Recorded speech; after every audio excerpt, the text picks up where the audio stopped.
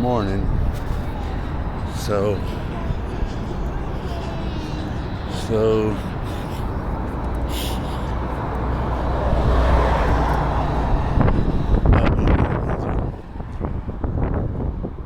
the wind isn't that bad. It's just the wind gust. They said like up to 70 miles an hour wind gust.